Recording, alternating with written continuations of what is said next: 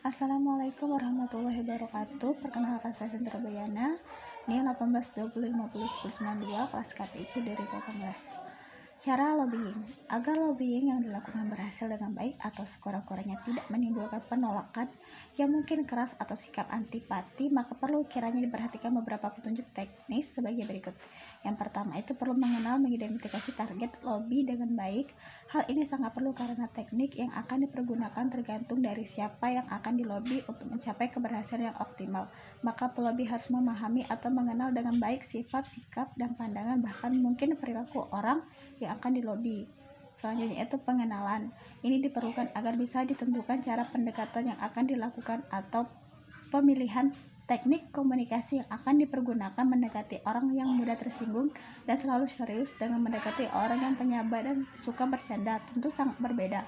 Kekeliruan atas hal ini akan berakibat fatal. Yang kedua itu performance, penampilan diri yang baik. Seorang pelobi yang harus mampu menampilkan diri dengan baik sehingga menimbulkan kesan yang positif bagi pihak yang dilobi. Penampilan diri ini tidak semata-mata hanya bersifat fisik seperti pakaian dan sebagainya, tetapi juga kepribadian dan intelektualitas. Memperhatikan situasi dan kondisi yang ada atau melingkupi suasana lobbying harus diperhatikan oleh pelobi. Demikian pula perubahan-perubahan yang terjadi. Hal ini terutama sangat penting dalam penggunaan cara penyampaian pesan di tempat umum, misal di restoran atau di tempat terbuka, misal dalam olahraga. Cara berbicara yang dipakai tentu berbeda dengan apabila di rumah atau di kantor. Kemudian berbisik-bisik di dalam rumah justru akan menimbulkan kesan yang negatif bagi tuan rumah. Pada saat pembicaraan tengah berlangsung dan dianggaplah campur, pelobi harus tetap memperhatikan situasi dan kondisi yang sewaktu-waktu bisa berubah. Jangan meneruskan ketika ada orang lain datang atau alihkan pada topik lain dengan cara yang wajar. Hal lain yang perlu diperhatikan mengenai cara menyampaikan pesan adalah berkaitan dengan pihak yang dilobi.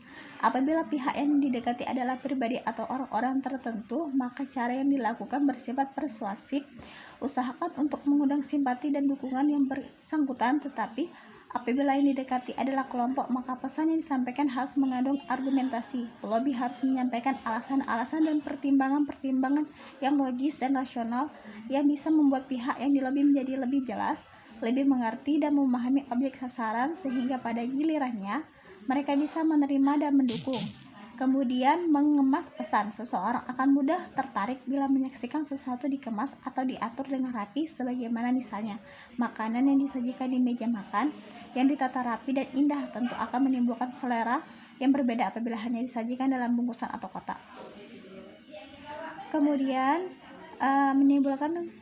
dalam melakukan lobbying, seorang pelobi harus bisa menyampaikan atau menyajikan pesan yang dibawanya kepada pihak yang dilobi agar tertarik dan kemudian memperhatikan sehingga bisa mengerti dan memahami apa yang diinginkan dan pada gilirannya dapat menerima dan akhirnya mendukung.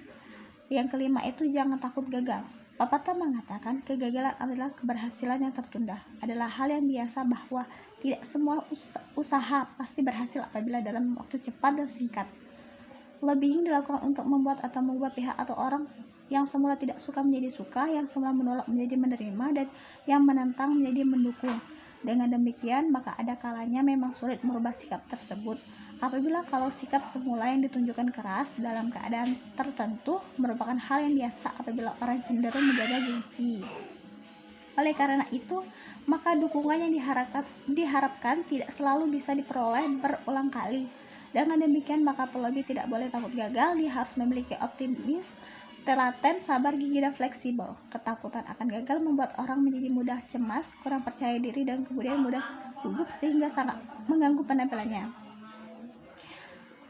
Selanjutnya itu, kalaupun pada akhirnya ternyata gagal, tidak boleh membuat pelobi frustasi karena kegiatan lain atau masalah lain akan selalu muncul dan lobbying kembali akan harus dilakukan langkah-langkah persiapan. Yang pertama itu menguasai masalah yang dibicarakan. Yang kedua itu mulai berbicara bila situasi telah memungkinkan. Yang ketiga itu mengarahkan dengan tepat agar dapat memancing perhatian. Yang keempat, cara berbicara harus jelas dan jangan terlalu cepat, mengatur volume suara dan mempersiapkan kata-kata dengan baik. Yang kelima, memperhatikan sikap, pandangan mata, gerak-gerik yang membantu. Yang keenam, yaitu sopan, saling menghormati dan menyeratkan rasa persaudaraan. Terima kasih, sekian dari saya akhiri. Wassalamualaikum warahmatullahi wabarakatuh.